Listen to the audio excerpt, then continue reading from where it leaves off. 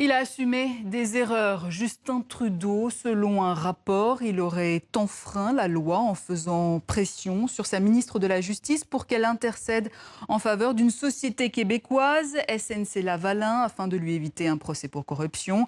Mais à 2 mois d'élections législatives indécises, le Premier ministre canadien a assuré avoir agi dans l'intérêt des Canadiens. Je vous propose de l'écouter.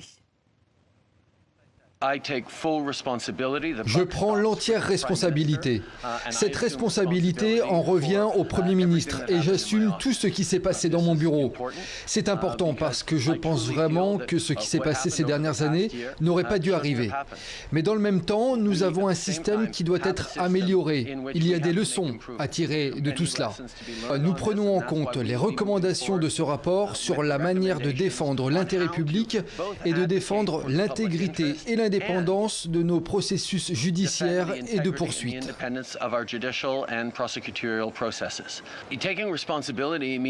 Prendre des responsabilités, c'est reconnaître que ce que nous avons fait l'année dernière n'était pas suffisant. En même temps, je ne peux pas m'excuser de défendre les emplois au Canada, car c'est ce que les Canadiens attendent de moi. Et depuis Montréal, on retrouve notre correspondante Catherine François. Catherine, ce rapport, c'est du pain béni, en fait, pour les partis d'opposition. Effectivement, Nydia, en fait, les partis d'opposition ont sauté avec jubilation sur ce rapport. Pour le chef conservateur Andrew Scheer, qui est le principal adversaire de Justin Trudeau, eh bien, c'est la preuve une fois de plus que le premier ministre canadien n'a plus aucune crédibilité et il laisse finalement maintenant aux Canadiens le choix de trancher définitivement dans les urnes le 21 octobre, de le sanctionner en quelque sorte. Jusqu'à maintenant, au printemps dernier, Andrew Scheer réclamait la démission de Justin Trudeau et là maintenant il se tourne carrément vers les Canadiens. En ce qui concerne le chef du parti néo-démocrate, Jagmeet Singh, lui il dit que finalement c'est absolument inadmissible également.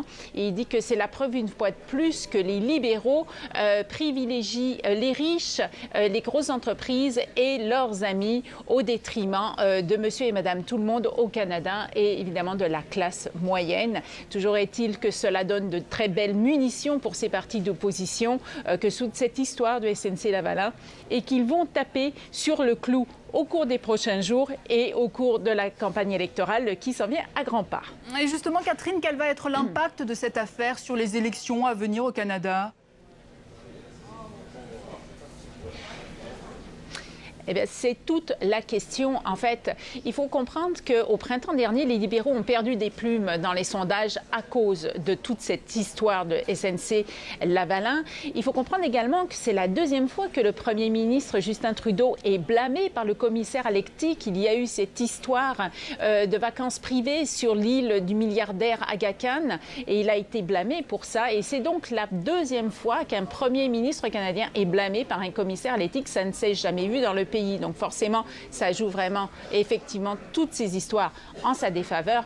Par contre, il faut comprendre, Nydia, il va y avoir d'autres thèmes très importants dans cette campagne électorale, notamment la question environnementale, la lutte contre les changements climatiques. Et sur ce plan-là, les libéraux ont une longueur d'avance par rapport aux conservateurs qui n'ont pas vraiment de crédibilité dans ce domaine. Il va y avoir aussi toute la question de l'économie canadienne qui, elle, roule à plein régime, qui est en très bonne santé, avec un taux de chômage historiquement bas, même le plus bas depuis l'après-guerre. Et c'est là-dessus que les libéraux vont beaucoup jouer au cours de cette campagne électorale pour se faire réélire. Et il faut comprendre également une certaine lassitude de la part des Canadiens par rapport à toute cette histoire de SNC-Lavalin qui est quand même assez complexe, mais qui, c'est vrai, divise l'électorat et divise la population entre ceux qui dénoncent les actions du Premier ministre et ceux qui disent qu'ils comprennent qu'effectivement, pourquoi il l'a fait, c'était pour protéger des emplois au pays. Toujours est-il que les libéraux doivent être bien contents que ce rapport ait été rendu public hier et non pas dans un mois quand nous serons en pleine campagne électorale.